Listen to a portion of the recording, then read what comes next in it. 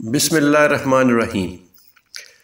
बच्चों, आज हम आपको एक बकरी और बंदर की दिलचस्प कहानी सुनाते हैं।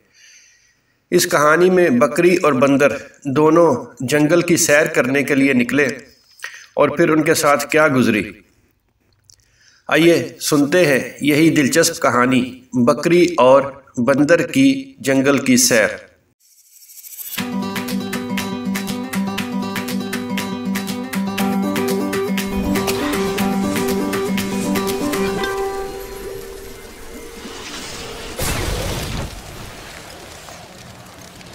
एक दफ़ा का जिक्र है कि किसी जंगल में एक प्यारी सी बकरी रहती थी। उस बकरी का नाम लाली था। उसका घर एक छोटी सी पहाड़ी के ऊपर एक गार में था। लाली को सैर करने का बहुत शौक था। वो दुनिया देखना चाहती थी, रंग बिरंगे फूलों भरे बागों की सैर करना चाहती थी, नदी नालों के किनारे घूमना चाहती थी, सरसब्ज चरागाहों में उछलना कूदना चाहती थी। मगर उसके माँ बाप तो उसे कहीं दूर जाने ही नहीं देते थे। वो डरते थे कि लाली कहीं किसी दरिंदे का नवाला न बन जाए, कोई जंगली जानवर उसे खा न जाए। लाली हर रोज़ अपने घर वाली पहाड़ी की चोटी पर खड़े होकर इधर उधर देखकर अपना दिल खुश कर लेती। मगर अब वो हर रोज़ एक जैसी चीज़ें देखकर उकता चुकी थी। वो जंगल देखना चाहती थी। इसलिए एक रोज़ वो अपने माँ बाप को बताए बगैर ही चुपचाप जंगल की सैर के लिए निकल खड़ी हुई। उसने फैसला किया कि सारा दिन जंगल में घूमने के बाद शाम ढलते ही घर वापस आ जाएगी। ये सोचकर लाली अपनी पहाड़ी से उतरी और एक तरफ चल पड़ी। थोड़ी ही दूर एक छोटी सी नदी थी जिसका पानी बड़ा शफाफ और मीठा था। लाली हर रोज़ इसी नदी से पानी पीती थी। आज वो पानी पीने की बजाय इसके साथ साथ चलने लगी। नदी के दोनों तरफ खूबसूरत फूल खिले हुए थे। लाली उन्हें देखती और अटकेलियां करती आगे बढ़ने लगी। इसी नदी के किनारे बरगद का एक घना दरख्त था। इस दरख्त पर एक नन्हा सा बंदर रहता था। उस बंदर का नाम चीकू था। चीकू भी लाली को जानता था। लाली ने उसे कई दफ़ा नदी पर पानी पीते देखा था। चीकू बहुत मिलनसार और हंसमुख बंदर था। लाली को वहां देखकर वो पूछने लगा, लाली, आज तुम अपने घर से इतनी दूर कैसे आ गई? लाली बोली, चीकू भैया, मुझे जंगल की सैर करने का बहुत शौक है, इसीलिए मैं आज घूमने निकली हूँ। उसकी बात सुनकर चीकू भी खिल उठा। मैं भी तो जंगल में घूमना चाहता हूँ, मगर मेरे वालिदैन मुझे कहीं जाने ही नहीं देते। ये कहते हुए वो कुछ अफसुर्दा हो गया। अगर ऐसी बात है तो फिर आओ दोनों मिलकर जंगल की सैर करते हैं, थोड़ी ही देर में लौट आएंगे। लाली ने मुस्कुराते हुए उसे दावत दी। ये बात सुनकर चीकू खुश हो गया और फिर दोनों एक दूसरे के साथ बातें करते हुए जंगल में घूमने लगे। लाली झाड़ियों में घुसती, टीलों पर छलांगे लगाती, छोटे जानवरों को छेड़ती और कह लगाती रही। चीकू बंदर भी बहुत खुश था। वो दरख्तों की शाखों पर झूलता, जमीन पर लौटनियां लगाता और कभी तो उछलकर लाली की कमर पर सवार हो जाता। जब लाली उसे झटक कर नीचे फेंकती तो दोनों मिलकर हंसने लगते। इसी तरह हंसी खुशी खेलते कूदते दोनों आगे बढ़ते रहे। उन्हें खूबसूरत जंगल की सैर करना बहुत अच्छा लग रहा था। अब चलते चलते वो घने जंगल में पहुंच चुके थे। यहाँ लंबी लंबी घास उगी हुई थी और ऊंचे लंबे घने दरख्त थे। कुछ दूर पहाड़ियाँ भी नजर आ रही थी। जब वो थोड़ा सा आगे बढ़े तो यहाँ उन्हें एक अजीब सी आवाज़ सुनाई दी। यूँ लग रहा था जैसे कहीं दूर बहुत सारा पानी गिर रहा हो। वो मुतजस्सिस होकर आगे बढ़े तो एक पहाड़ी के पीछे उन्हें एक बहुत बड़ी आबशार नजर आई। बच्चों, आबशार उस जगह को कहते हैं जहाँ किसी नदी या चश्मे का बहुत सा पानी धार की सूरत में किसी पहाड़ के ऊपर से नीचे ज़मीन पर गिरता है। यहाँ इतनी खूबसूरत आबशार देखकर लाली और चीकू दंग रह गए। वो दोनों वहीं बैठकर इसका नज़ारा करने लगे।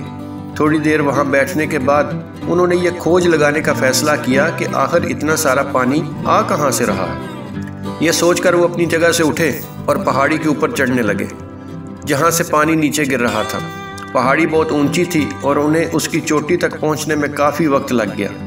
अब सूरज गरूब होने लगा और अंधेरा छा रहा था, मगर वो दोनों अपने तजस्सुस के हाथों मजबूर होकर आगे ही आगे बढ़ रहे थे। काफ़ी देर चलने के बाद आखिर दोनों पहाड़ के ऊपर पहुंच ही गए। यहाँ वो ये देखकर हैरान रह गए कि उनके सामने एक बहुत बड़ी नदी थी, जिसका पानी शोर मचाता और पत्थरों से सर टकराता तेजी से बह रहा था। यही पानी आगे चलकर आबशार की सूरत में पहाड़ से नीचे गिर रहा था।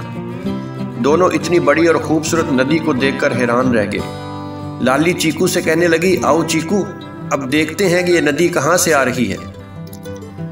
नहीं लाली, अब बहुत देर हो रही है, सूरज डूब चुका है और अंधेरा छा रहा है। हमें वापस जाते हुए मुश्किल होगी, इसलिए जल्दी से घर वापस चलो, चीकू संजीदा लहजे में बोला। मगर लाली ने उसकी बात ना मानी और नदी के किनारे किनारे आगे बढ़ने लगी। मजबूरन चीकू भी उसके पीछे पीछे लपका। वो मुसलसल लाली को समझा रहा था कि अब घर वापस चलो, मगर लाली उसकी एक नहीं सुन रही थी। चीकू लाली को वहां अकेला छोड़कर घर वापस नहीं जाना चाहता था, इसलिए वो उसके साथ साथ चलता रहा। अंधेरा गहरा होता जा रहा था। अब आसमान पर चांद भी चमकने लगा था। इसकी रोशनी में नदी का पानी झिलमिल कर रहा था, जिसे देखकर लाली बहुत खुश हो रही थी। चलते चलते वो दोनों थक चुके थे, इसलिए आराम करने के लिए एक दरख्त के नीचे ठहर गए। वो दोनों बातें करने लगे। वो महसूस कर रहे थे कि आज उन्होंने अपने सारे दिन का बहुत लुत्फ उठाया है। वो बहुत अच्छे और गहरे दोस्त बन चुके थे। उसी वक्त लाली को प्यास महसूस होने लगी। वो उठी और नदी के किनारे जाकर पानी पीने लगी। अभी उसने अपना मुंह पानी के साथ लगाया ही था कि करीबी झाड़ी से एक बहुत बड़ा शेर धाड़ता हुआ निकला और लाली की तरफ लपका। इतने बड़े बब्बर शेर को देखकर लाली की तो रूह फना हो गई। चीकू भी खौफजदा होकर अपनी जगह से उछल पड़ा और चीखता चिल्लाता एक तरफ भागा। लाली भी उसके साथ थी। शेर ने एक जस्त लगाई और उनका पीछा करने लगा। लाली और चीकू ने समझा कि अब तो मारे गए। इतना बड़ा शेर एक ही नवाले में दोनों को अपने खलक से नीचे उतार लेगा। वो दोनों अपनी जान बचाने के लिए बुरी तरह भाग रहे थे। इससे पहले कि शेर उन तक पहुंचता, अचानक एक तरफ से एक हाथी आता दिखाई दिया। वो भी शायद पानी पीने नदी की तरफ आ रहा था। उसने शेर को लाली और चीकू का पीछा करते देखा तो जोर से चिंघाड़ा। इस हाथी को देखकर शेर भी ठिठक कर अपनी जगह रुक गया। हाथी अमूमन शेर से नहीं डरते और शेर भी हाथियों पर हमला करने से डरता है, क्योंकि हाथी उसे आसानी से अपनी सूंड में लपेटकर दूर फेंक सकता है। इसलिए जो ही हाथी आगे बढ़ा, शेर पलटा और डर के मारे वहां से भाग गया।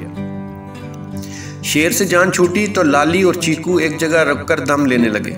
उनकी सांस फूली हुई थी। वो खुदा का शुक्र अदा कर रहे थे कि शेर से जान बच गई। वो हाथी आगे बढ़ा और उसने अपनी सूंड की मदद से लाली और चीकू को उठाकर अपनी कमर पर बिठा लिया। लाली और चीकू दोनों हाथी का शुक्रिया अदा करने लगे। हाथी ने उनसे घर का पता मालूम किया और फिर उन्हें लेकर उनके घर की तरफ चल पड़ा, जहाँ दोनों के माँ बाप परेशानी के आलम में इन दोनों को तलाश कर रहे थे। रो रो कर दोनों के माँ बाप का बुरा हाल था। जब हाथी उन्हें लेकर घर वापस पहुँचा तो इन दोनों को देखकर सबकी जान में जान आई। उन्होंने अपने बच्चों को सीनों से लगा लिया। सब चीकू और लाली को बहुत प्यार कर रहे थे। इन सब ने हाथी का शुक्रिया अदा किया जिसने उनके बच्चों की शेर से जान बचाई थी। हाथी चीकू और लाली को समझाते हुए कहने लगा, लाली और चीकू, ये बात समझ लो, कभी भी बड़ों को बताए बगैर और उनकी इजाज़त के बगैर घर से मत निकलो। बड़ों की बात मानो और जब कभी घूमने जाओ तो कहीं दूर मत जाओ। अपने साथ किसी बड़े को ज़रूर रखो, वरना नुकसान हो सकता है। लाली और चीकू ने आइंदा उसकी ये बात मानने का अहद किया। हाथी मुस्कुराता हुआ वापस चला गया और दोनों अपने अपने घर जाकर नरम नरम बिस्तर में घुस गए। उस सारी रात वो ख्वाब में उस जंगल की सैर ही करते रहे। तो बच्चों, ये थी आज की कहानी। यकीनन ये आपको पसंद आई होगी।